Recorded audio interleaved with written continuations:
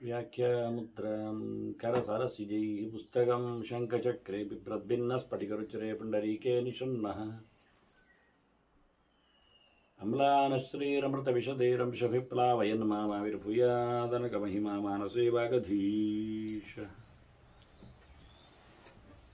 नमस्ते प्राणेश प्रणतविभवाय मणिमगाः नमः स्वामिन् रामप्रियतमनमन् गुरुगुणा नमस्तुभ्यं भीमप्रवरतमकृष्णेष्टभगवन् नमः श्रीमन्मध्वप्रदिश सुदर्शन्नो जय जय श्रीगुरुभ्यो नमः।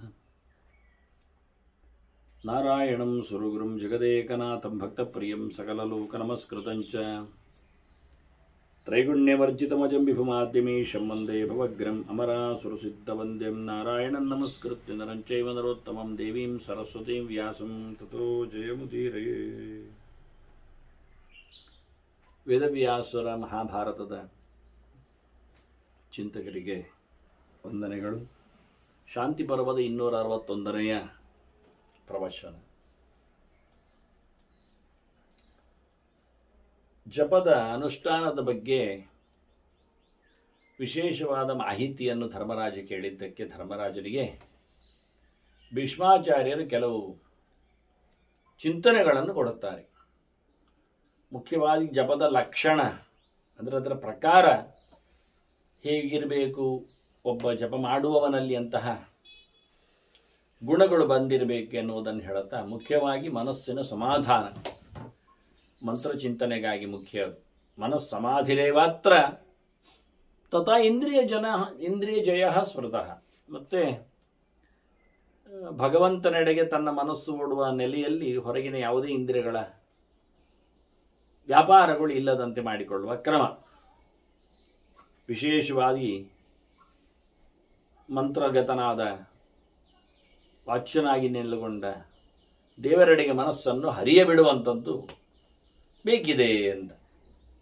ಮತ್ತು ಬದುಕಿನಲ್ಲಿ ಒಬ್ಬ ಜಪ ಮಾಡುವವನಲ್ಲಿ ಇರಬೇಕಾಗಿರತಕ್ಕಂತಹ ಒಳ್ಳೆಯ ಫೀಚರ್ಸ್ಗಳು, ಅಂಥವನಿಗೆ ಮಾತ್ರ ಜಪ ಸರಿಯಾಗಿ ಫಲವನ್ನು ಕೊಡುತ್ತದೆ. ಇಲ್ಲಾದರೆ ಜಪ ಮಾಡಿದರೂ ಸೈಡ್ ಎಫೆಕ್ಟ್ ಆಗ್ತದೆ ಅಥವಾ ತೊಂದರೆಗಳೇ ಆಗಬಹುದು. ಕೆಲವೊಮ್ಮೆ ಫಲ ಸಿಗದೆ ಹೋಗ್ಬೋದು. ಆದ್ದರಿಂದ ಬದುಕಿನಲ್ಲಿ ಜಪ ಮಾಡುವವನಿಗೆ ಇರಬೇಕಾಗಿರತಕ್ಕಂಥ ಮೊದಲ ಲಕ್ಷಣ ಸತ್ಯಂ. ಅವನು ಪ್ರಾಮಾಣಿಕನಾಗಿರಬೇಕು. ಮೋಸಗಾರ, ಸುಳ್ಳು ಹೇಳುವವ, ವಂಚಕ ಆಗಿದ್ದರೆ ಅಂಥವನು ಎಂತಹ ಜಪ ಮಾಡಿದರೂ ಯಾವುದೇ ರೀತಿಯಾದ ಒಳ್ಳೆಯದನ್ನಾತ ಪಡೆಯುವಂತಿಲ್ಲ. ಅದರೊಟ್ಟಿಗೆ ಅಗ್ನಿಪರಿಚಾರ, ನಿತ್ಯ ಅಗ್ನಿಯ ಉಪಾಸನೆ ಮಾಡುವಂಥದ್ದನ್ನು ನಡೆಸಿಕೊಳ್ಳಬೇಕು. ಅದರೊಟ್ಟಿಗೆ ವಿವಿಕ್ತಾನಾಂಚ ಸೇವನಂ, ಏಕಾಗ್ರತೆಯನ್ನು ಪಡೀಲಿಕ್ಕೋಸ್ಕರ ಅವನು ಆದಷ್ಟು ಜನಜಂಗುಳಿಯಿಂದ ದೂರ ಇರಬೇಕು. ವಿವಿಕ್ತ ಕ್ಷೇತ್ರ ಸೇವನ ಅಂತ ಕೃಷ್ಣ ಹೇಳಿದ ಹಾಗೆ ಜನರಲ್ಲಿ ಹೆಚ್ಚಿನಲ್ಲಿ ಬೆರೆಯಬಾರದು, ಪ್ರತ್ಯೇಕನಾಗಿ ಇರಬೇಕು.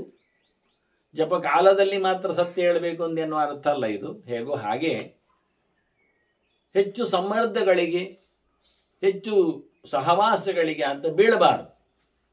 ಮುಖ್ಯವಾಗಿ ಏಕಾಂತವನ್ನು ಬಯಸಬೇಕು ಅವನು ಹೆಚ್ಚು. ಧ್ಯಾನಂ ತಪಃ ದಮಃ ಕ್ಷಾಂತಿ, ಭಗವಂತನ ಚಿಂತನೆ ಮಾಡುವ ಯೋಗ್ಯತೆ, ನಿರಂತರವಾಗಿ ಭಗವಂತನ ಎಚ್ಚರ, ಅದಕ್ಕೋಸ್ಕರ ಒಳ್ಳೆಯ ಗ್ರಂಥಗಳ ಅಧ್ಯಯನ, ಶಾರೀರಿಕವಾಗಿ ಒಳ್ಳೆಯ ರೀತಿಯಿಂದ ತಪಸ್ಸಿನ ನಿಷ್ಠೆ, ಮಾತಿನಲ್ಲಿಯೂ ಮನಸ್ಸಿನಲ್ಲಿಯೂ ಯಾರಿಗೇನೂ ತೊಂದರೆ ಆಗದಂತಹ ನೆಲೆಯಲ್ಲಿ ನಮ್ಮನ ಮಾತುಕತೆಗಳು, ಇಂದ್ರಿಯಗಳ ಹತೋಟಿ, ಸೈರಣೆ, ಕ್ಷಮೆ ಎಲ್ಲವನ್ನು ಸಹಿಸಿಕೊಳ್ಳುವ ನೆಲೆ. ಒಮ್ಮೆಲೆ ಕೋಪಾಟೋಪಗಳಿಗೆ ಆತ ಪ್ರವೇಶ ಮಾಡಬಾರದು. ಒಟ್ಟಿಗೆ ಅನಸೂಯ ಮಿತಾಶನಂ, ಯಾರ ಮೇಲೂ ಮತ್ಸರ ಪಡಬಾರದು.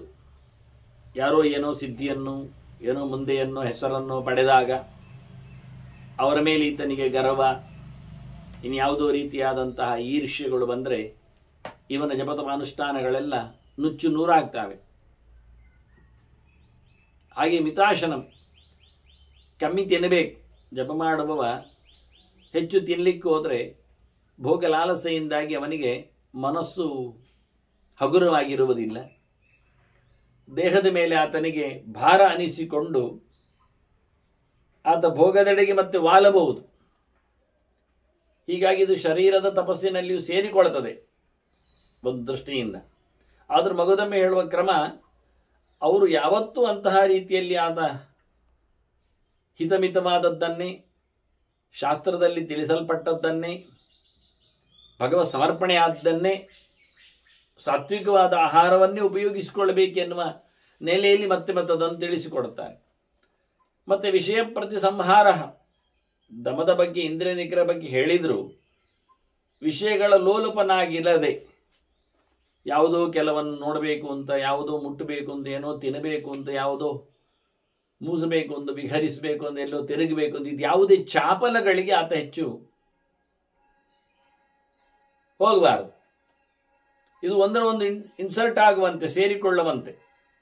ದಮದೆಡೆಗೆಯೋ ವಿವಿಧ ಕ್ಷೇತ್ರ ಸೇವೆದೆಡೆಗೋ ಬರ್ಲಿಕ್ಕೆ ಹೋದರೂ ಸಹ ಆದಷ್ಟು ಮತ್ತೆ ಮತ್ತೆ ಈತನು ಜಪ ಮಾಡುವವನು ಹೆಚ್ಚು ಹೊರಮುಖನಾಗಿರಬಾರದು.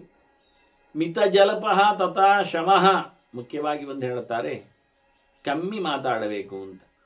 ಹೆಚ್ಚು ಮಾತಿನ ವ್ಯಾಪಾರ ಇಲ್ಲ. ಯಾಕೆಂದರೆ ಜಪ ಅಂದರೆ ಮಾತಿನಲ್ಲೇ ವ್ಯಾಪಾರ. ಆದ್ದರಿಂದ ಹೊರಗೆ ಮಾತಾಡಿದ್ದಷ್ಟು ಒಳಗೆ ಮಾತಾಡುವುದು ಕಮ್ಮಿ ಆಗ್ತದೆ.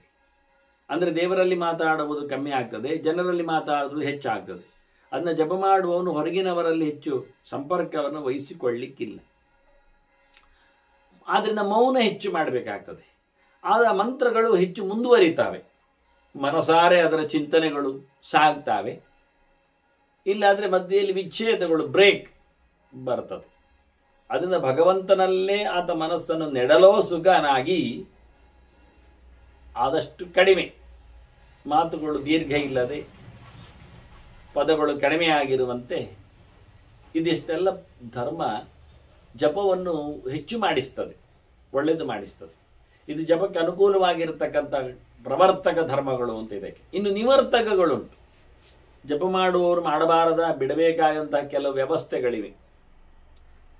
ಮನುಷ್ಯರಿಗೆ ಇಷ್ಟಗಳಿರುವಂಥದ್ದು ಹೊರಗಿನ ಟ್ರೆಂಡು, ಎಲ್ಲರೂ ಹಾಗೆ. ಇದನ್ನು ಲೋಕೈಷಣ ಅಂತ ಶಾಸ್ತ್ರಕಾರರು ಕರೀತಾರೆ.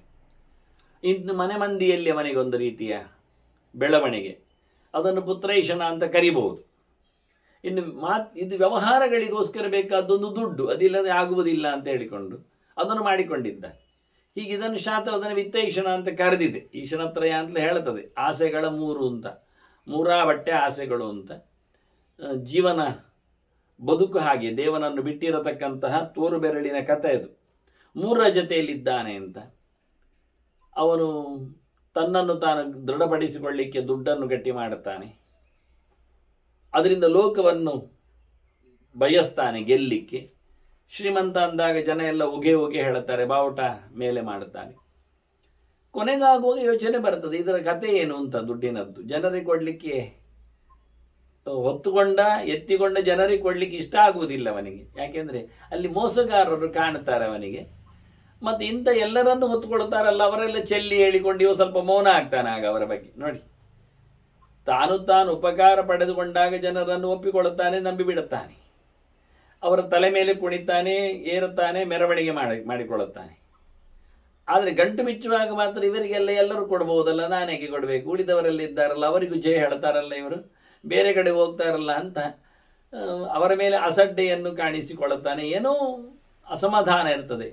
ಕೊನೆಗೆ ಅವನು ತನ್ನ ಮನೆ ಮಂದಿಯನ್ನು ಮಾತ್ರವೇ ಅದರಲ್ಲಿ ಕೆಲವರನ್ನು ಇಟ್ಟುಕೊಂಡು ಮುಂದುವರಿಕೆಗಾಗಿ ಇಂದ ದುಡ್ಡಿನ ವಾರಸುದಾರರು ಅನ್ನುವ ನೆಲೆಯಲ್ಲಿ, ದಾಯಾದರು ಅನ್ನೋ ನೆಲೆಯಲ್ಲಿ ಮುಂದಿನ ಪೀಳಿಗೆಗಾಗಿ ಹಾತೊರೀತಾನೆ. ಇಂಥದ್ದನ್ನೆಲ್ಲ ಒಪ್ಪಿಕೊಂಡವನಿಗೆ ಜಪ ಎಂತ ಮಾತಾಡೋದಿಲ್ಲ ಅಂದ್ಬಿಡ್ತಾನೆ. ಹೊರಗೆ ಜಪ ಸುದ್ದಿ ಇರುವುದಿಲ್ಲ. ಹೊರಗಿನ ಜನಜಂಗುಳಿಯಲ್ಲಿ ಬೆರೆತವನಿಗೆ, ಲೋಕವನ್ನು ಬಯಸುವವನಿಗೆ ಅದರಲ್ಲಿ ಸಂಘಗಳು ಹೆಚ್ಚು ಕಡಿಮೆ ಆಗ್ತವೆ, ದುರ್ಜನರು ಸೇರಿಕೊಳ್ಳುತ್ತಾರೆ, ಅಥವಾ ದುಷ್ಟತನ ಅದರಲ್ಲಿ ವ್ಯಾಪೃತವಾಗ್ತದೆ. ಇದರಿಂದ ನ ಜಪಃ ನ ಚ ವೈಧ್ಯಾನಂ, ಲೋಕದವರ ಜೊತೆಯಲ್ಲಿ ಜಪ ಮಾಡಿಕೊಳ್ಳಲಿಕ್ಕೆ ಬರುವುದಿಲ್ಲ. ಮನೆ ಮಂದಿಯ ಚಿಂತೆಯಲ್ಲಿ ಅವನಿಗೆ ಧ್ಯಾನ ಹೋಗುವುದಿಲ್ಲ, ದೇವರ ಎಚ್ಚರ ಆಗುವುದಿಲ್ಲ, ದೇವರ ಚಿಂತೆ ಬರುವುದಿಲ್ಲ, ಮನೆ ಮಂದಿಯ ಚಿಂತೆ ಆಗ್ತದೆ. ಕೊನೆಗೆ ದುಡ್ಡಿನ ಜೊತೆಯಲ್ಲಿ ಬಿದ್ದಾಗ ನ ಇಚ್ಛಾ, ಜಪದ ಇಚ್ಛೆ ಬರುವುದಿಲ್ಲ. ಜಪ ಮಾಡುವಾಗೆಲ್ಲ ದುಡ್ಡಿನದ್ದೇ ಯೋಚನೆಗಳು ಕಾಣುತ್ತವೆ. ಮತ್ತು ಇದು ಇಷ್ಟಾಗಿಕೊಂಡು ಇದು ಬಾರದೇ ಇದ್ದಾಗ ಇದರ ಮೇಲೆ ಇರತಕ್ಕಂಥ ದ್ವೇಷ, ಒಟ್ಟುಗೂಡಿದಾಗ ಆಗತಕ್ಕಂತಹ ಹರ್ಷ, ಈ ದ್ವೇಷ ಹರ್ಷಗಳಿಂದಲೂ ಆತ ದೂರ ಇರಬೇಕು. ಯಾವುದಕ್ಕೂ ಆತ ರಾಗದ್ವೇಷಗಳಿಂದ ಮುಕ್ತನಾಗಿ ಬಂದರೆ ಜಪದಲ್ಲಿ ಅನುಕೂಲ ಹೆಚ್ಚಿರುತ್ತದೆ. ಇಂಥವನು ಮಾತ್ರವೇ ಯುಜ್ಯತೆ ನೃಪಶಾರ್ದೂಲ ಸುಸಂವೇದ್ಯಂತು ತತ್ಕಿಲ.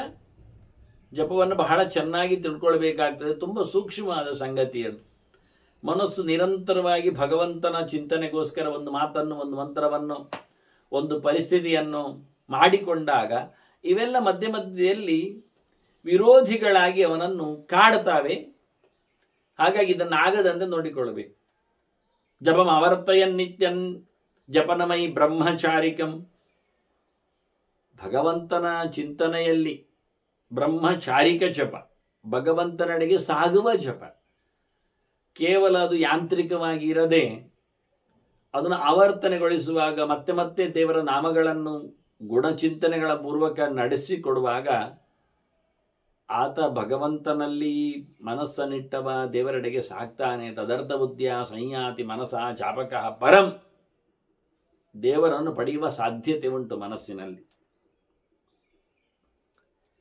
ಎರಡು ರೀತಿಯಿಂದ ಜಪ ಮಾಡಲಿಕ್ಕೆ ಬರ್ತದೆ. ಜಪ ಅಂದಾಗ ದ್ವಿವಿಧ ಮಾರ್ಗವಾಸಾಧ್ಯ, ದ್ವಿವಿಧಂ ಮಾರ್ಗವಾಸಾಧ್ಯ, ವ್ಯಕ್ತಾವ್ಯಕ್ತಂ ಅನಾಮಯ. ಎರಡೂ ಸಹ ಆರೋಗ್ಯಕರವೇ. ಒಂದು ಮನಸ್ಸಿನಲ್ಲಿ ಹೇಳುವುದು, ಒಂದು ತುಟಿಯಲ್ಲಿ ಬಿಚ್ಚುವುದು. ಒಂದು ಸ್ಪಷ್ಟ ವ್ಯಕ್ತ, ಇನ್ನೊಂದು ಅಸ್ಪಷ್ಟ ಅವ್ಯಕ್ತ. ಮನಸ್ಸಿನಲ್ಲಿ ಅದು ಕಂಡಿದೆ, ಅದರ ಹೊರಗೆ ಕಾಣುವುದಿಲ್ಲ. ಇನ್ನೊಂದು ಹೊರಗೆ ಕಂಡಿದೆ, ಅದು ಮನಸ್ಸಿನಲ್ಲಿ ಕಾಣುವುದಿಲ್ಲ, ಆಗಬಾರದು. ವ್ಯಕ್ತವಾದ ಜಪದಲ್ಲಿ ಮಾನಸವಾದಂತಹ ಸ್ವಲ್ಪ ನೆರಳು ಛಾಯೆ ಬೇಕಾಗ್ತದೆ. ಆದರೆ ಮಾನಸವಾದ ಜಪದಲ್ಲಿ ವ್ಯಕ್ತದ ಛಾಯೆ ಇರುವುದಿಲ್ಲ, ನೆರಳಿರುವುದಿಲ್ಲ. ಕಣಮುಚ್ಚಿಕೊಂಡವ ಮಂತ್ರವನ್ನು ಯೋಚನೆ ಮಾಡುತ್ತಾ ಅಲ್ಲಿನ ಧ್ಯೇಯ ಮೂರ್ತಿಯನ್ನು ಯೋಚನೆ ಮಾಡುತ್ತಾ ಇದ್ದರೆ ಆಗ ಅವನ ತುಟಿಯೂ ನಲಗುವುದಿಲ್ಲ, ದೇಹವು ಸ್ಪಂದಿಸುವುದಿಲ್ಲ. ಇದು ಮೌನದವಾದ ಜಪದ ಕತೆ. ಇನ್ನೊಂದು ತುಟಿ ಅಲುಗಾಡಿದಾಗ ಮನಸ್ಸು ಆರಂಭ ಮಾಡುತ್ತದೆ, ಮೊದಲು ಮಾಡಿಕೊಡುತ್ತದೆ, ಮತ್ತೆ ತುಟಿಗೆ ಹೇಳಿಬಿಡುತ್ತದೆ, ನೀನು ಮುಂದುವರಿಸು, ನಾನು ಹಾರಾಡುತ್ತೇನೆ ಅಂತ. ಹಾಗಾಗಿ ತುಟಿಯೇ ಮತ್ತು ಮಣಿಸರವೇ ಕೆಲವೊಮ್ಮೆ ಲೆಕ್ಕವನ್ನು ಮಾಡಿಕೊಡುತ್ತದೆ ಹೊರತು ಮನಸ್ಸು ಅದು ಎಲ್ಲಿಯೋ ಓಡಿರ್ತದೆ. ಅದಾಗಲಿಕ್ಕೆ ಆಗಬಾರ್ದು. ಹಾಗಾಗಿ ಮನಸ್ಸಿನಿಂದ ಮಾಡಿಕೊಂಡಾಗ ಮಾತು ಮಂತ್ರವು ಭಗವಂತನನ್ನು ತಲುಪಿಸಿಕೊಡುತ್ತದೆ. ಯಥಾ ಸಂಶ್ರೂಯತೆ ಚಾಪಃ ಏನ ವೈ ಚಾಪಕೋ ಭವೇತ್. ಮಂತ್ರ ಪ್ರಸಿದ್ಧವಾಗಿದೆ ಅಲ್ಲ ಅಂತಾರೆ. ವೇದದಲ್ಲಿ ಬಹುಶ್ರುತ, ಲೋಕದಲ್ಲಿಯೂ ಅತ್ಯಂತ ಪ್ರಸಿದ್ಧವಾಗಿದೆ. ಯಾವುದು ಕೇಳಿದರೆ ಸಂಹಿತಾ ಪ್ರಣವೇನೈವ ಸಾವಿತ್ರಿ ಚ ಪರಾಮತ. ಪ್ರಣವದೊಡನೆ ನೆಲೆಗೊಂಡಿರತಕ್ಕಂತಹ ಗಾಯತ್ರಿ ಮಂತ್ರ ನಮ್ಮ ಧೀವೃತ್ತಿಗಳನ್ನೆಲ್ಲ ಹಸನುಗೊಳಿಸಲೋಸಿಗೆ ಹೇಳಿಕೊಂಡಿರತಕ್ಕಂತಹ ಮಂತ್ರ. ಅದು ಜಗತ್ತನ್ನೇ ಸೃಷ್ಟಿ ಮಾಡಿರತಕ್ಕಂತಹ ದೇವನ ವೈಭವವನ್ನು ಹೇಳುವ ಮಂತ್ರ. ಅದು ಅತ್ಯಂತ ಪ್ರಶಸ್ತವಾದ ಪ್ರತ್ಯಕ್ಷವಾದ ಪ್ರತೀಕದಲ್ಲಿ ನೆಲೆಗೊಂಡ ಭಗವಂತನ ಬಹುದೊಡ್ಡ ತೇಜಸ್ಸನ್ನು ಧ್ಯಾನ ಮಾಡಲಿರತಕ್ಕಂತಹ ಮಂತ್ರ. ಅದು ನಮ್ಮ ಒಳಗಿನ ಅನೇಕ ಪಾಪಗಳನ್ನೆಲ್ಲ ಸುಟ್ಟು ಉರಿಯುವ ಬೆಳಕದು. ನಮ್ಮನ್ನು ನಿರಂತರವಾಗಿ ಆನಂದದೆಡೆಗೆ ಸೊಳೆದೊಯ್ಯುವ ಅತ್ಯಂತ ಪ್ರಶಸ್ತವಾದ ಮಾತದು. ಹೀಗಾಗಿ ಸಕಲ ವೇದಗಳ ಸಾರಭೂತವಾಗಿ ಮಡುಗಟ್ಟಿದ ಚಿಂತನೆಯ ಕೇಂದ್ರ ಅದು. ಹೀಗಾಗಿ ಇಂಥದ್ರಲ್ಲಿ ಜಪ ಮಾಡ್ತಾ ಬಂದರೆ ಮತ್ತೆ ಹೇಳ್ತಾರೆ ಬೇಕಾದರೆ ಭೀಷ್ಮರು, ಯದನ್ಯ ದ್ಯುತಿತಂ ಶುದ್ಧಂ ವೇದಸ್ಮೃತಿ ಪಪಾದಿತಂ. ವೇದದಲ್ಲಿ ಪುರಾಣದಲ್ಲಿ ಬಂದಿರತಕ್ಕ ಇನ್ನೊಂದು ಚಂದದ್ದಿದ್ರೆ ಅದನ್ನು ಗಮನಿಸಿ ಅಂತಾರೆ. ಇನ್ನು ಚಂದದ್ದು ಇನ್ನೊಂದು ಚಂದದ್ದು ಉಂಟಂದ್ರೆ ಕರೆಕ್ಟ್, ಇಲ್ಲೇನಲ್ಲ. ಅಷ್ಟಾಕ್ಷರ ಮಂತ್ರ ಇದ್ದ ಹಾಗೆ, ವಾಸುದೇವ ದ್ವಾದಶಾಕ್ಷರ ಮಂತ್ರ ಚಿಂತನೆ ಬರುವ ಹಾಗೆ, ವಿಷ್ಣು ಷಡಕ್ಷರ ಸಿಗುವ ಹಾಗೆ, ಇವೆಲ್ಲ ಮಂತ್ರಗಳು ಇಲ್ಲೇನಂತಲ್ಲ. ಅವರು ಹೇಳ್ತಾರೆ ವೇದ ಪುರಾಣಗಳಲ್ಲಿ ಹೇಳಿರತಕ್ಕಂಥ ಇನ್ನೂ ಮಂತ್ರಗಳು ಇವೆ. ಅವೆಲ್ಲವೂ ನಮಗೆ ಭಗವಂತನ ದೊಡ್ಡತನವನ್ನು ಹೇಳುವ, ದೇವರ ಸಂಪರ್ಕವನ್ನು ಕೂಡಲೇ ಸಾಧಿಸುವ, ಜೊತೆಯಲ್ಲಿ ಈ ಲೋಕದಲ್ಲಿಯೂ ಗೆಲ್ಲುವ ತಂತ್ರವನ್ನು ಕೊಡತಕ್ಕ ಮಂತ್ರಗಳವು ಅಂತ. ಅದಕ್ಕೆ ಇವ ಕೇಳಿದ್ದ ಧರ್ಮರಾಜ, ಅಲ್ಲಿ ವಿಧಿವಿಧಾನಗಳೆಲ್ಲ ಸ್ವಲ್ಪ ನನಗೆ ಹೇಳಬೇಕು ಅಂತ. ಇವರೇನು ಬಹಳಷ್ಟು ಬಿಚ್ಚಿ ಕೊಡುವುದಿಲ್ಲ. ನಾನು ಕೆಲವೆಲ್ಲ ಮಂತ್ರಶಾಸ್ತ್ರಗಳಿಗೆ ಜಪಕ್ಕೆ ಬೇಕಾಗಿರತಕ್ಕಂತಹ ಆಚೀಚಿನ ಕಥೆಗಳನ್ನೆಲ್ಲ ಕೆಲವೆಲ್ಲ ಮಹಾಭಾರತದ್ದೇ ಹಾಕಿದ್ದೇನೆ, ಬೇರೆ ಕಡೆದ್ದು ಪುರಾಣಗಳದ್ದು ತಂದಿಟ್ಟಿದ್ದೆ. ಇಲ್ಲಿನ ಒಂದು ಮಾತಲ್ಲಿ ಕೊಟ್ಟಿದ್ದೇನೆ. ಆಸನದ ಪ್ರಕ್ರಿಯೆಯಲ್ಲಿ ನಾನು ಅದನ್ನು ಸಂಧ್ಯಾ ಸಮೀಕ್ಷೆಯಲ್ಲಿ ಜನರಿಗೆ ಆಗಿಟ್ಟಿದ್ದೇನೆ. ಇಲ್ಲಿ ಬಂದ ಮಾತದು ಗಮನಿಸಿಕೊಳ್ಳಿ. ಕುಶೋಚ್ಚಯ ನಿಷಣ್ಣಸ್ತನ್ ಕುಶಹಸ್ತಃ ಕುಶೈಹಿ ಶಿಖಿ ಕುಶೈಹಿ ಪರಿವೃತಃ ತಸ್ಮಿನ್ ಮಧ್ಯೆ ಛನ್ನಃ ಕುಶೈಸ್ತತಾನ್. ಬಹಳ ಚೆನ್ನಾಗಿ ಜಪದಲ್ಲಿ ದರ್ಬೆಗಳನ್ನು ಉಪಯೋಗಿಸ್ಲಿಕ್ಕೆ ಹೇಳುತ್ತೆ. ನಾವು ಯಾವುದನ್ನು ಮಾಡುವುದಿಲ್ಲವೋ ಅದನ್ನು ಭೀಷ್ಮರು ಬಹಳ ಚೆನ್ನಾಗಿ ಹೇಳುತ್ತಾ ಇದ್ದ.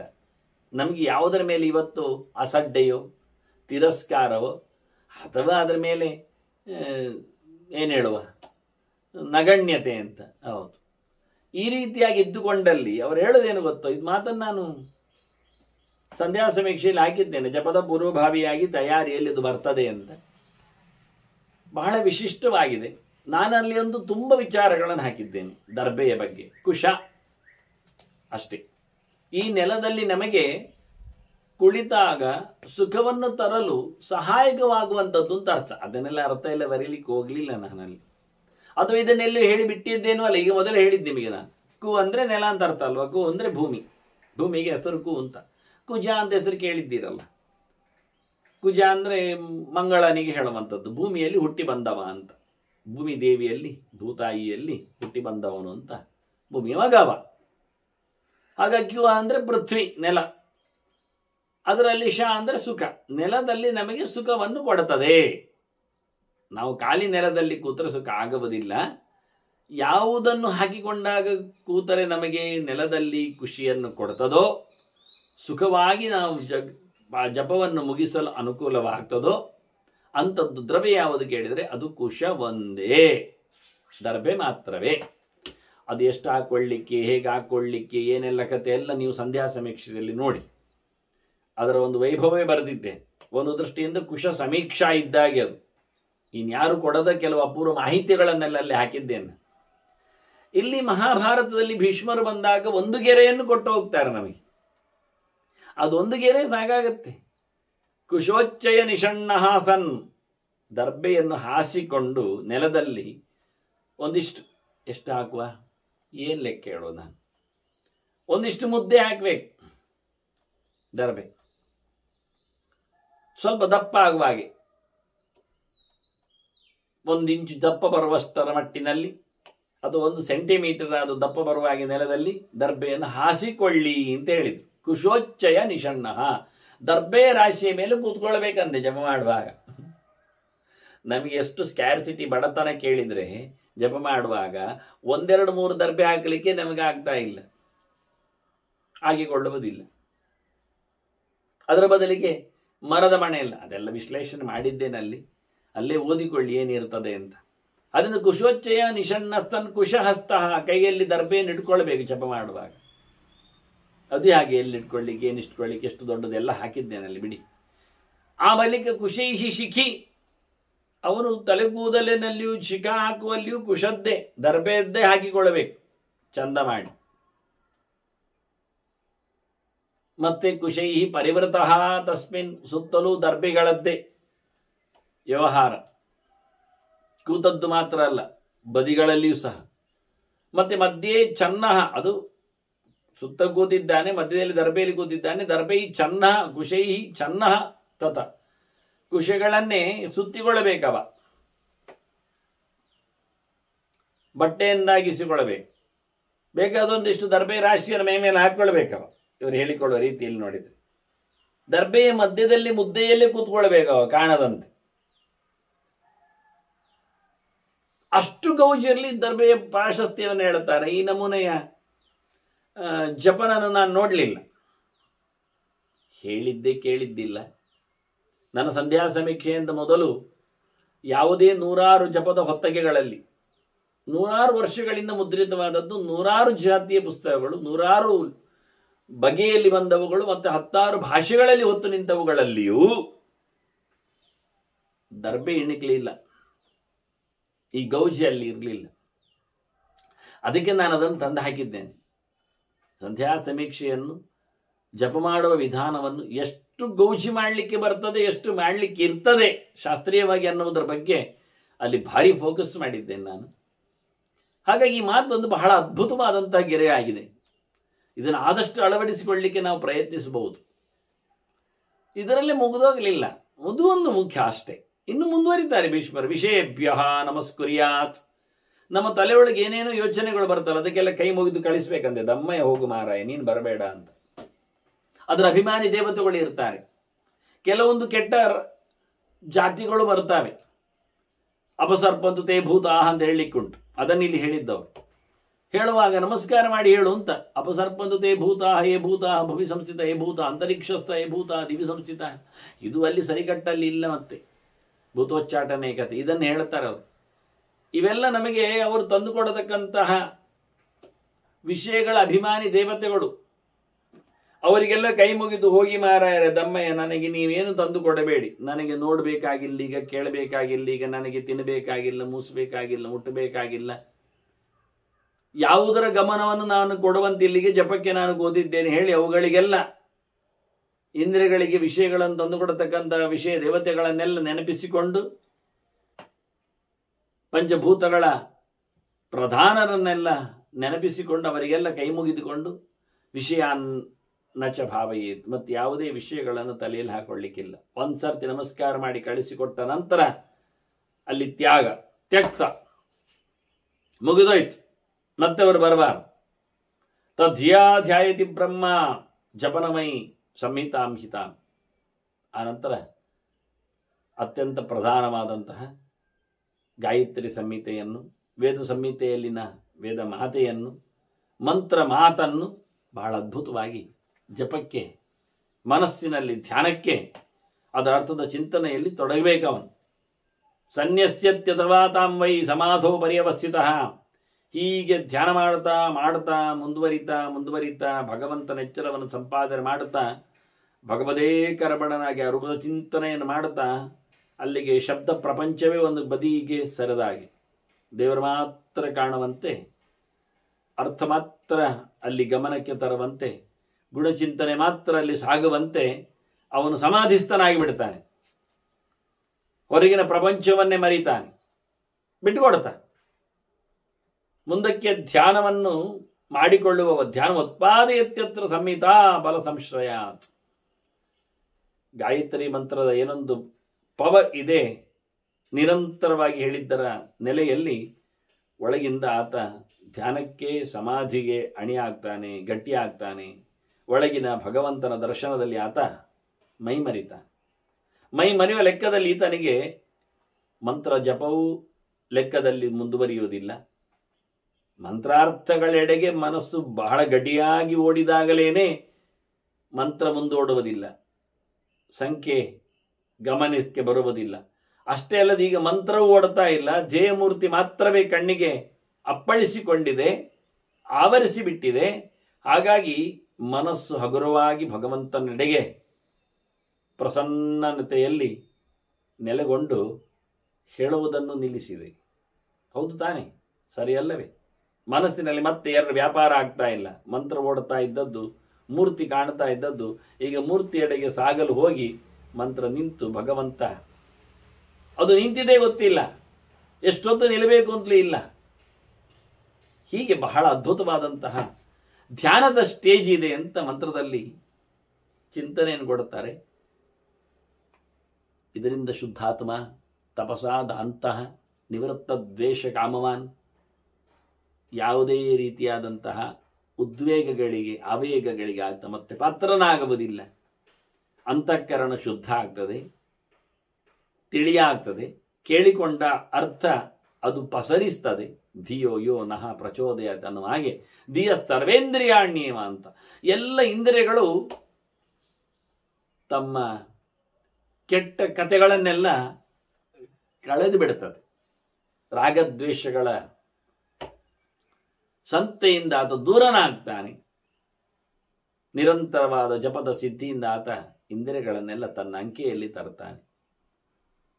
ರಾಗಮೋಹ ನಿರ್ದ್ವಂದ್ವ ನ ಶೋಚತಿ ನ ಸಜ್ಜತಿ. ಎಲ್ಲಿಯೂ ಫಲದ ಆಸೆಯಲ್ಲಿ ಬೀಳುವುದಿಲ್ಲ, ಯಾವುದೇ ಸಂಘಗಳೊಡೆಗೆ ಸೋಲುವುದಿಲ್ಲ, ಯಾವುದಕ್ಕೂ ಅಳವುದಿಲ್ಲ, ಎಂದು ಯಾವುದ ದ್ವಂದ್ವಗಳಿಗೂ ಆತ ಬದ್ಧನಾಗುವುದೇ ಇಲ್ಲ. ಸುಖ ದುಃಖಗಳಿಗೆ, ಶೀತ ಉಷ್ಣಗಳಿಗೆ, ಜಯಾಪಜಯಗಳಿಗೆ, ಲಾಭ ನಷ್ಟಗಳಿಗೆ, ಬೇಕು ಬೇಡಗಳಿಗೆ ಎಂದು ಸ್ಪಂದಿಸದೆ, ಯಾವ ಮೋಹಕ್ಕೂ ಯಾವ ಅಜ್ಞಾನಕ್ಕೂ ಬಲಿಯಾಗದೆ, ಯಾವ ದುಷ್ಟ ಕಾಮನೆಗಳು ಆತನನ್ನು ಸೆಳೆದುಕೊಳ್ಳದೆ ಬಹಳ ದೂರಿಯಾದ ವ್ಯವಸ್ಥೆಯಾಗಿ, ಇಷ್ಟಾಗುವಾಗ ಒಂದು ತಾಪತ್ರಯ ಇರ್ತದೆ ಎಂದು ಕೇಳಿದರೆ ನಾನು ಜಪ ಮಾಡಿದೆ ಅಂತ ಬರ್ತದೆ. ತಪ್ಪು. ಅದು ಇಲ್ಲ ಆಗ್ಬೇಕು. ನ ಕರ್ತ ಕರಣೀಯಾನಾಂ ನ ಕಾರ್ಯಾಣಾಂ ಇತಿ ಸ್ಥಿತಿ. ಮಾಡಬೇಕಾದ್ದರ ಮಾಡಿದವನು ನಾನೇ, ಮಾಡಬಾರದ್ದರ ಮಾಡದವನು ನಾನೇ ಅಥವಾ ಮಾಡುವವನು ನಾನೇ ಅನ್ನುವ ಯಾವ ಸ್ಥಿತಿಯೂ ಅಲ್ಲಿ ಇರಬಾರದು. ಮಾಡಿದೆ ಎಂದು ಬಾರದೆ, ಮಾಡುವುದನ್ನು ಮಾಡಬೇಕೆನ್ನುವ ನೆಲೆಯಿಂದ ಮಾಡಬೇಕು ಅಂತ ಪ್ರಯತ್ನ ಪಡೆದುಕೊಳ್ಳುವವನಷ್ಟೇ ಅಲ್ಲಿ ಇರಬೇಕು. ನಚಾಹಂಕಾರ ಯೋಗೇನ ಮನಃ ಪ್ರಸ್ತಾಪಯತ್ ಕ್ವಚಿತ್. ಮಾಡ್ತಾ ಇದ್ದೇನೆ, ಮಾಡಬೇಕು, ಮಾಡಿದೆ ಅಂತ ಹೇಳಿಕೊಳ್ಳುವ ನೆಲೆಯಲ್ಲಿ ಮನಸ್ಸು ಹೊರಟರೆ ಈ ಧ್ಯಾನ ಎಲ್ಲ ಕೈ ಕೊಡ್ತದೆ, ಜಾರಿ ಬೀಳುತ್ತದೆ. ಹಾಗಾಗಿ ಇಲ್ಲಿ ಬಿಡ್ತಾ ಬಂದದ್ದು ಮನಸ್ಸು ಮಂತ್ರವನ್ನು ಮಾತ್ರ ಅಲ್ಲ, ಜೊತೆಯಲ್ಲಿ ಮನಸ್ಸು ಹಗುರವಾಗ್ತಾ ಭಗವಂತನಡಿ ಜಾರುತ್ತಾ ತನ್ನತನವನ್ನೇ ಕಳ್ಕೊಳ್ತಾ ಇದೆ. ಒಂದು ದೃಷ್ಟಿಯಿಂದ ನಾನು ಸೋರ್ತಾ ಹೋಗ್ಬೇಕು, ಆಗ ದೇವರು ಮಾತ್ರ ಇರಲಿಕ್ಕೆ ಬರ್ತದೆ, ಅದನ್ನು ನಡೆಸಿಕೊಳ್ಳಿಕ್ಕೆ ಆಗ್ತದೆ ಅಂತಾರೆ. ನ ಚಾರ್ಥ ಗ್ರಹಣೇ ಯುಕ್ತ ನಾಮಮಾನಿ ನ ಚಕ್ರಿಯ. ಜಪದ ಫಲವನ್ನು ಪ್ರಯೋಜನವನ್ನು ಬಯಸಿ ಜಪ ಮಾಡಲಿಕ್ಕಿಲ್ಲ, ಮಾಡಬಾರದು, ಮಾಡುವುದಲ್ಲ. ಅದೇನು ಕೊಡ್ತದೆ ಕೇಳಿಕೊಳ್ಳುವುದರಲ್ಲಿ ಹೋಗುವುದೇ ಇಲ್ಲ, ಹೋಗಬಾರದು. ಮತ್ತೆ ಜಪ ಲಾಭಕ್ಕಾಗಿ ಕಾಮಕ್ಕಾಗಿ ಅಲ್ಲ, ನಿಜವಾಗಿ ಇರಬೇಕಾದ್ದೇ ಒಳಗಿಂದ ಬೇಕಾದಷ್ಟು ಹೋಗುವಂಥದ್ದೇ ಉಂಟಲ್ಲ. ಹಾಗಾಗಿ ಯಾವುದನ್ನು ಸಹ ಜಪದಲ್ಲಿನ ಶಕ್ತಿ ದೇವತೆಗಳು ಇವನ್ನೆಲ್ಲ ಅವಮಾನ ಮಾಡಲಿಕ್ಕಿಲ್ಲ, ಅವರನ್ನು ಹಂಗಿಸುವಂತಿಲ್ಲ, ಅಂಡರ್ ಎಸ್ಟಿಮೇಟ್ ಮಾಡಲಿಕ್ಕಿಲ್ಲ. ಏನು ಅಲ್ಲದವರು ಅಂತ ಹೇಳಿ ಅರ್ಪರು ಅಂತ ಹೇಳಿಕೊಳ್ಳುವ ನೆಲೆಯಲ್ಲಿ ಮಂತ್ರ ಅವಮಾನ ಮಾಡುವುದು, ಮಂತ್ರ ದೇವತಾ ಅವಮಾನ ಮಾಡುವುದು, ಮಂತ್ರದಲ್ಲಿ ಸಣ್ಣತನ, ಮಂತ್ರ ಕೊಟ್ಟ ಗುರುಗಳಲ್ಲಿ ಸಣ್ಣತನ, ಇವೆಲ್ಲ ಅತ್ಯಂತ ಅಪಾಯಕರವಾದ ಸ್ಥಿತಿ ಅಂತ ತಂತ್ರಶಾಸ್ತ್ರಗಳು ಬಹಳ ದೊಡ್ಡ ಮಟ್ಟಿನಲ್ಲಿ ಹೇಳುತ್ತವೆ. ಅದನ್ನು ಚಿಕ್ಕದಾಗಿ ಹೇಳಿದರು ಅವರು. ನ ಚಾರ್ಥಗ್ರಹಣಯುಕ್ತ ನವಮಾನಿ ನ ಚಾಕ್ರಿಯ. ಜಪಕ್ಕೆ ಸಂಬಂಧಪಟ್ಟ ಕೆಲಸಗಳನ್ನೆಲ್ಲ ಬಿಟ್ಟಿರಲಿಕ್ಕಿಲ್ಲ, ನಿತ್ಯ ಕರ್ಮಗಳನ್ನು ದೂರ ಮಾಡಲಿಕ್ಕಿಲ್ಲ ಅಂಥವನಾಗಬೇಕು. ಧ್ಯಾನಕ್ರಿಯಾ ಪ್ರಯುಕ್ತ ಧ್ಯಾನಮಾನ್ ಧ್ಯಾನ ನಿಶ್ಚಯ. ನಿರಂತರವಾಗಿ ಧ್ಯಾನದೆಡೆಗೆ ಸಾಗುವಂತೆ, ಮನಸ್ಸನ್ನು ಭಗವಂತನೆಡೆಗೆ ಸಂಪರ್ಕಿಸುವಂತೆ, ಜಪವನ್ನು ಮತ್ತಷ್ಟು ದೃಢಗೊಳಿಸುವಂತೆ ಆಗಬೇಕು ಹೊರತು ಅವ ಸಿದ್ಧಿಯೆಡೆಗೆ ಸಂಪತ್ತಿನೆಡೆಗೆ ವಾಲಬಾರದು. ಸವೇತಸ್ಯಾಮವಸ್ಥಾಯಾಂ ಸರ್ವತ್ಯಾಗಕೃತಃ ಸುಖಿ. ಇಂತಹ ಸಂದರ್ಭದಲ್ಲಿ ಎಲ್ಲವನ್ನು ತೊರೆಯುವುದು ಇಷ್ಟ ಆಗ್ತದೆ, ಎಲ್ಲವನ್ನು ದೂರ ಮಾಡಿರುವುದು ಚಂದ ಕಾಣ್ತದೆ, ಎಲ್ಲ ತ್ಯಾಗಗಳಲ್ಲಿ ಆತ ಸುಖವನ್ನು ಅನುಭವಿಸ್ತಾನೆ. ನಿರೀಕ್ಷನ್ ತ್ಯಜತಿ ಪ್ರಾಣಾನ್ ಬ್ರಾಹ್ಮೀಂ ಸಂಶ್ರಯಿತೇತನು. ಹೀಗೆ ಜಪಿಸುತ್ತಾ ಎಲ್ಲವನ್ನು ತೊರೆದವ, ಯಾವುದೇ ಕಾಮನೆಗಳಲ್ಲಿ ಜಂಜಾಟಕ್ಕೆ ಬೀಳದವ, ಆತ ಮತ್ತೆ ಪ್ರಾಣವನ್ನು ತ್ಯಜಿಸಿ ಒಳ್ಳೆಯ ಜ್ಞಾನಿಯ ಕುಲದಲ್ಲಿ ಬ್ರಹ್ಮ ತೇಜಸ್ಸಿನಿಂದ ಸಂಪನ್ನನಾಗಿ ಮತ್ತೆ ಜಪ ಮಾಡುವ ಸಂಸ್ಕಾರ ಉಳ್ಳ ದೇಹದ ಜೊತೆಯಲ್ಲಿ ಆತ ಬರ್ತಾನೆ, ಮುಂದುವರಿತಾನೆ. ಬೇಡ, ಬರುವುದೇ ಬೇಡ, ಆಯಿತು, ಹಾಗಿದ್ದರೂ ಬರುವುದಿಲ್ಲವ. ಅಥವಾ ನೆಚ್ಚದೆ ತತ್ರ ಬ್ರಹ್ಮಕಾಯ ನಿಷೇವಣಂ. ಮತ್ತೆ ಸಾಧನೆ ಮಾಡಲಿಕ್ಕೆ ಬೇಕಾಗಿರತಕ್ಕಂಥ ದೇಹ ಬೇಕು ಅಂತ ಬಯಸಿಕೊಳ್ಳದೇ ಇದ್ದಲ್ಲಿ, ಸಾಕೆನಿಸಿಕೊಂಡವನಾಗಿದ್ದರೆ, ಜಪ ಮಾಡಿದವನು ಒಳ್ಳೆಯ ಮಾರ್ಗದಲ್ಲಿ ಮೇಲಕ್ಕೆ ತೆರಳುವನು. ಉತ್ಕ್ರಾಮದಿಶ ಮಾರ್ಗಸ್ಥಃ ನೈವ ಕ್ವಚನ ಜಾಯತೆ. ಮತ್ತೆ ಎಲ್ಲಿ ಹುಟ್ಟಿ ಬರುವುದಿಲ್ಲ. ಹುಟ್ಟಿ ಬಾರದ ತಾಂದೆಡೆಗೂ ಹೋಗುವುದುಂಟು, ಇಲ್ಲೇನಲ್ಲ. ಜಪದ ಸಾಮರ್ಥ್ಯದಿಂದ ಬೇಕಿದ್ದರೆ ಮತ್ತೆ ಜಪ ಮಾಡಲಿಕ್ಕೆ, ಮತ್ತೆ ಯೋಗ್ಯತಾವಂತರ ನೆಲೆಯಲ್ಲಿ ಯೋಗ್ಯವಾದ ಶರೀರ ಪಡೆದುಕೊಂಡು ಸಾಧನೆಗಾಗಿ ಅದು ಮುಂದುವರಿತ. ಧರ್ಮರಾಜ ಕೇಳುತ್ತ, ಅಲ್ಲ ಒಂದೇ ಹೋಗ್ತೀವಿ ಹೊರಡತಿ ಎಲ್ಲ ಹೇಳಿದ್ರಿ, ಇದೆಂಥದ್ದು ಒಂದೇ ಉಂಟ ಗತಿ, ಬಹು ಬಗೆಯ ಉಂಟ ಗತಿ ಅಂತ ಬಹಳ ಚಂದವಾದ ಪ್ರಶ್ನೆ ಕೇಳುತ್ತಾನೆ. ಅವನು ಕೇಳುವ ನೆಲೆ ನೋಡಿಕೊಂಡ್ರೆ ಗತಿ ಏರುಗತಿ ಏನಾ ಅಥವಾ ಬೀಳುಗತಿ ಆಗ್ತದ ಅಂತ ಕೇಳಿಕೊಳ್ಳುವ ಹಾಗೆ ಸ್ವರದಲ್ಲಿ ಬಂದಾಗ, ಏಕೈವೈಶಾಗತಿಸ್ತೇಷಾಂ ಉತ ಯಾಂತಿ ಅಪರಾಮಪಿ. ಪ್ರಧಾನವಾದೆಡೆಗೆ ಸಾಗುವುದಷ್ಟೇ ಅವರ ಕಥೆಯೋ ಅಥವಾ ಜಪ ಮಾಡುವವರು ಬೀಳುವುದುಂಟ ಕೇಳುವಾಗ ಯಾಂತಿ ಅಪರಾಮ್, ಅಪರಗತಿ ಅಂದರೆ ಒಳ್ಳೆ ಗತಿ ಅಲ್ಲ, ಪರಗತಿ ಅಲ್ಲ ಅಂತ ಅರ್ಥ, ಮೇಲಿನ ಗತಿ ಅಲ್ಲ. ಕೆಳಗತಿಯು ಬರ್ತದ ಹೇಗೆ ಅಂತ ಭೀಷ್ಮರು ಬಹಳ ಚೆಂದಾಗಿ ಉತ್ತರ ಹೇಳ್ತಾರೆ. ಅಲ್ಲಯ್ಯ, ಸರಿ ಮಾಡದವನು ಸರಿಯಾಗಿ ಹೋಗ್ತಾನ, ಹೌದಲ್ಲ? ಮತ್ತೆ ಅದು ಸರಿ. ಈಗ ಊಟ ಮಾಡಿದ್ದರಿಂದ ಏನಾಗ್ತದೆ ಕೇಳಿದರೆ, ಊಟ ಮಾಡಿದ್ದರಿಂದ ಒಳ್ಳೆಯದಾಗ್ತದೆ ಎನ್ನುವುದು ಸಹಜವಾಗಿ ನಾವು ಹೇಳಿದರೆ, ಎಂತೆಂಥದೋ ಊಟ ಮಾಡುವ ಮೂಲಕ ಒಳ್ಳೆಯದಾಗ್ತದೆ ಹೇಳಲಿಕ್ಕೆ ಬರ್ತದ? ಇಲ್ಲ. ಊಟ ಮಾಡುವಾಗ ವ್ಯವಸ್ಥೆ ಸರಿ ಇಲ್ಲದಿದ್ದರೆ ಊಟ ಮಾಡಿದ್ದು ಸರಿ ಅಂತ ಹೇಳಲಿಕ್ಕೆ ಆಗ್ತದ? ಅದು ಇಲ್ಲ.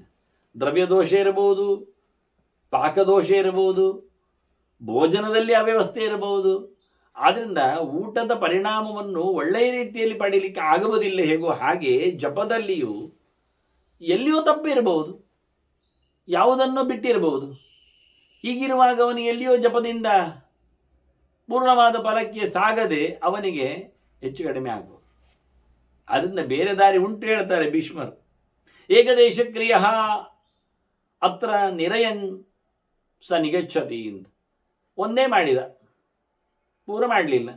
ಜಪದ ಕಥೆಯಲ್ಲಿ ಏನೆಲ್ಲ ಉಂಟು ಅದೆಲ್ಲ ಇಲ್ಲ.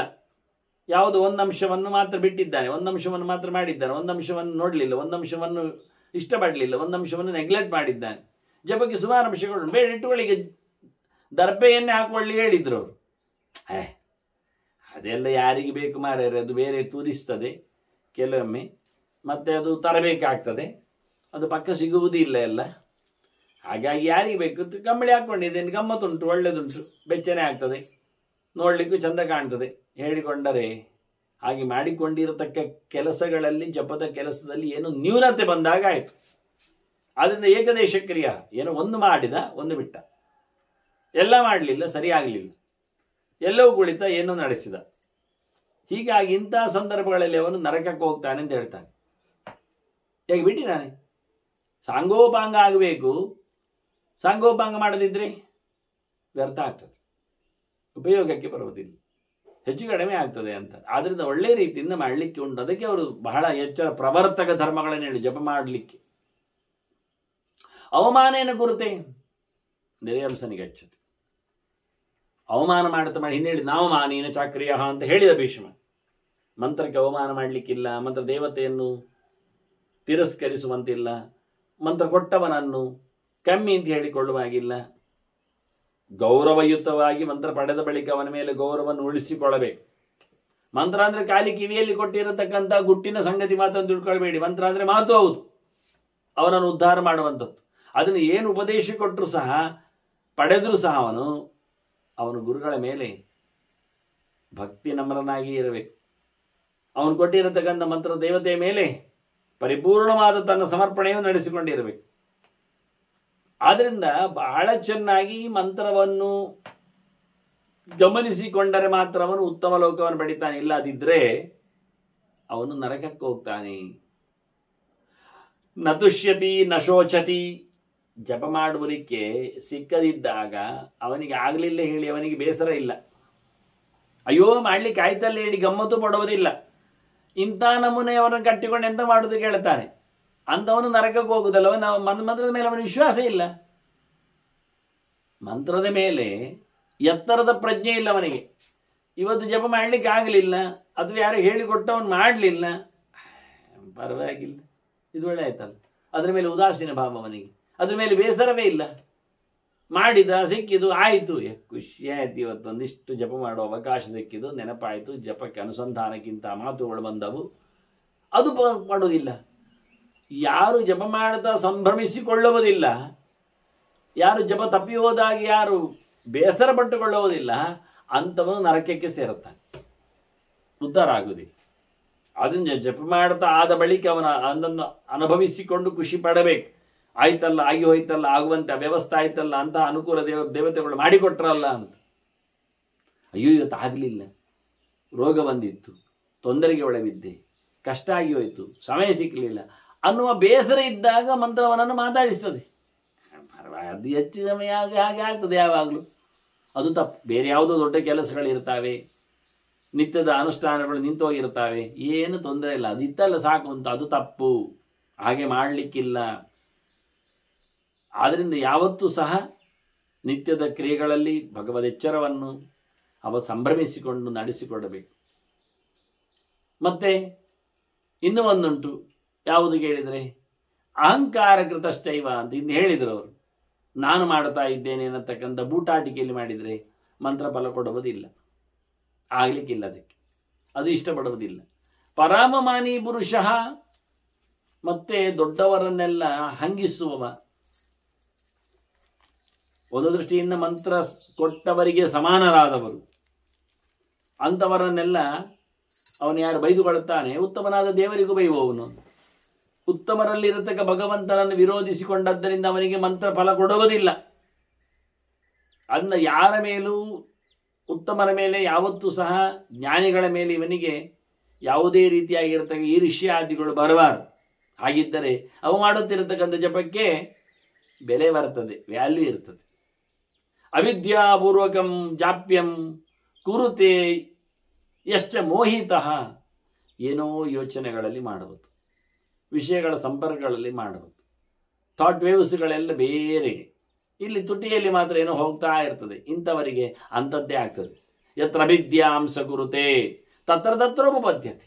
ಎಂಥ ನಮೂನೆ ಯೋಚನೆಗಳು ಬಂದಿರ್ತಾವ. ಜಪ ಮಾಡುವಾಗ ನಾಯಿ ಕೂಗಿದು ಶಬ್ದ ಬಂತು, ಎಂಥ ಚಂದ ನಾಯಿ ಮಾರ್ಯಾರ, 50 ಕೋಟಿ ತಗೊಂಡು ಪಡೆದಿದ್ದಾರೆ, ಏನು ಲಾಭ, ಅದರೊಟ್ಟಿಗೆ ನಾವು ಸಹ ಇರ್ಬೋದು, ಹೀಗೆಲ್ಲ ಯೋಚನೆ ಮಾಡಿಕೊಂಡು ಜಪ ಮಾಡ್ತಾ ಇದ್ದು ನಾಯಿಯಾಗಿ ಹೊಡ್ತಾನೆ. ತನಗಿರತಕ್ಕ ಸಂಪತ್ತನ್ನು ಸಂಭ್ರಮಿಸಿಕೊಳ್ಳದೆ ಜಪದ ಹೊತ್ತಿನಲ್ಲಿ ಬರತಕ್ಕಂಥ ಕಿರಿಕಿರಿಗಳಿಗೆ, ಯೋಚನೆಗಳಿಗೆ, ವಿಷಯಗಳಿಗೆ ಆತುಕೊಂಡು ಕೂತರೆ, ಸಂತೆಯೊಮ್ಮೆ ತಿರುಗಿ ಬಂದರೆ ತಲೆಯೊಳಗೆ ಜಪ ಆಗುವಾಗ ಅವನು ಮತ್ತೆ ಸಂತೆಯಲ್ಲೇ ಹೊಡ್ತಾನೆ. ಹಾಗಾಗಿ ಏಕಾಂತದಲ್ಲಿ ಜಪ ಮಾಡಲಿಕ್ಕೆ ಹೇಳೋದು. ಅಲ್ಲಿ ಯಾವುದೇ ಕೊಳ್ಳಲಿನ ವಾಸನೆ ಬರುವುದಿಲ್ಲ, ಮತ್ತೆ ಊಟದ ತಟ್ಟೆಯಲ್ಲಿ ಕೇಳುವುದಿಲ್ಲ, ಇನ್ನು ಯಾವುದೇ ರೀತಿಯಾದ ಊರಿನ ವಾರ್ತೆಗಳು, ಬಾವುಟಗಳು ಅಲ್ಲಿ ಇಣುಕುವುದಿಲ್ಲ. ಹಾಗಾಗಿ ಆರಾಮವಾಗಿ ವಿಷಯಗಳು ತಲೆಯೊಳಗೆ ಹೊಕ್ಕದೇ ಇದ್ದಾಗ ಅವನು ಜಪ ಮಾತ್ರ ಮಾಡಲಿಕ್ಕೆ ಆಗ್ತದೆ. ಇಲ್ಲಾದರೆ ಈ ವಿಷಯ ವಾಸನೆಗಳಲ್ಲಿ ಅವನು ಸೋತು ಹೋಗ್ತಾನೆ. ಫಲಸ್ಯ ಅಭಜಿತಂ ಯಾತಿ ನಿರಯಂಚಾಧಿಗಚ್ಚತಿ. ಯಾವಾಗ ಯತ್ರ ಯತ್ರಾಸ್ಯ ರಾಗಃ ಪತತಿ, ಯತ್ರಾಸ್ಯ ರಾಗಃ ಪತತಿ.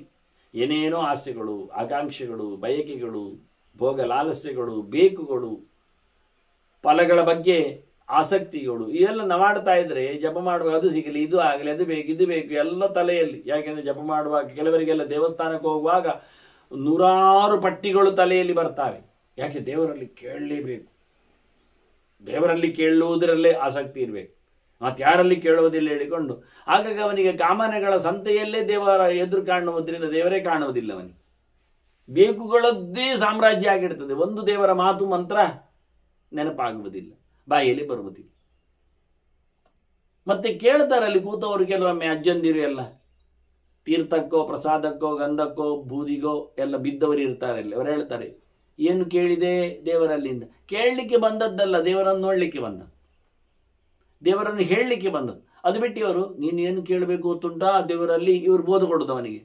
ನನಗೆ ಒಳ್ಳೆ ಕೆಲಸ ಸಿಗಲಿ ಅಂತ ಹೇಳು, ಒಳ್ಳೆ ಹೆಂಡತಿ ಬರಲಿ ಅಂತ ಕೇಳು, ಒಳ್ಳೆ ಗಂಡ ಆಗಲಿ ಅಂತ ಅನಿಸು, ಎಲ್ಲ ಎಂಥ ಕರ್ಮಕ್ಕೆ ಮಾತಾಡುವುದು, ಅವರೇ ಹೇಳಿಕೊಡುವುದು. ಪಾವಣೆ ಜಾಸ್ತಿ ಬೀಳ್ತದೆ ಅಂತ ಏನೋ ತಲೆ ಹರಟೆ. ವಾಸ್ತವವೇ ಹಾಗೆ ಆಗಿಲ್ಲ. ದೇವರ ಚಿಂತನೆ ಮಾಡಬೇಕಲ್ಲಿ, ದೇವರ ನಾಮಸ್ಮರಣೆ ಯಾವ ಭಗವಂತನ ಪ್ರತೀಕಲ್ಲಿ ನೆಲೆಗೊಂಡಿದೆಯೋ ಅದಕ್ಕೆ ಅನುಗುಣವಾದ ಅರ್ಥ ಚಿಂತನೆ ಜೊತೆಯಲ್ಲಿ ಆ ಮಂತ್ರಗಳ ಚಾಂಟಿಂಗ್.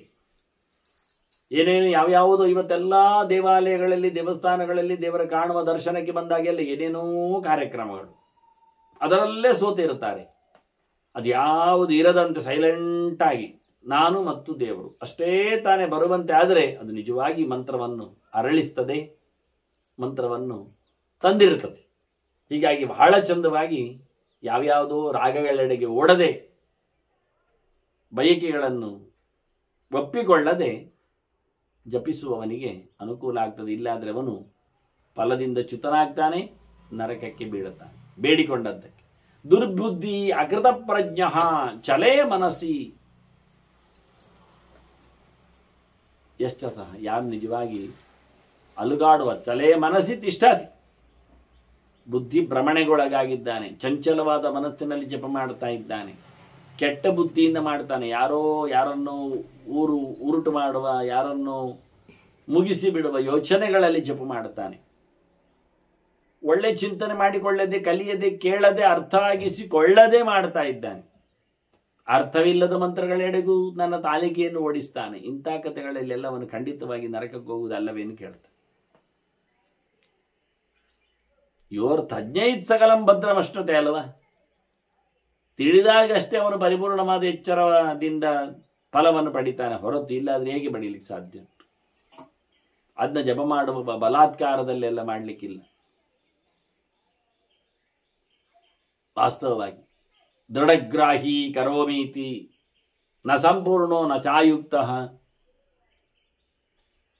ಬಹಳ ಜೋರಾಗಿ ಎಂತಾದ್ರೂ ಮಾಡಬೇಕು, ಹೇಗಾದ್ರೂ ಉಪದೇಶ ಪಡಿಬೇಕು, ಏನಾದರೂ ಒಂದು ಇಷ್ಟು 10 ಲಕ್ಷ 20 ಲಕ್ಷ ಆಗಬೇಕು, ಇಂಥದ್ದೆಲ್ಲ ಗಡಿಬಿಡಿಯಿಂದ ಬಲಾತ್ಕಾರದಿಂದ ಮಾಡಿ ಏನು ಪ್ರಯೋಜನ ಇಲ್ಲ ಅಂತ. ಸಂಪೂರ್ಣವಾದ ವ್ಯವಸ್ಥೆ ಇಲ್ಲದೆ, ಸರಿಯಾದ ಕಟ್ಟಿನಲ್ಲಿ ಯೋಗವನ್ನು ಆಧರಿಸಿಕೊಳ್ಳದೆ, ಆಸನಾದಿಗಳ, ಪ್ರಾಣಾಯಾಮಾದಿಗಳ, ನ್ಯಾಸಾದಿಗಳ, ಋಷಿ ಛಂದೋ ದೇವತಾದಿಗಳ ಅರ್ಥಚಿಂತನೆಗಳ ಹಿನ್ನೆಲೆ ಇಲ್ಲದೆ ಮಾಡಿಕೊಳ್ಳುವಂಥದ್ದೆಲ್ಲ ಅವನಿಗೆ ಘಾಸಿಯನ್ನು ಕೊಡುತ್ತದೆ.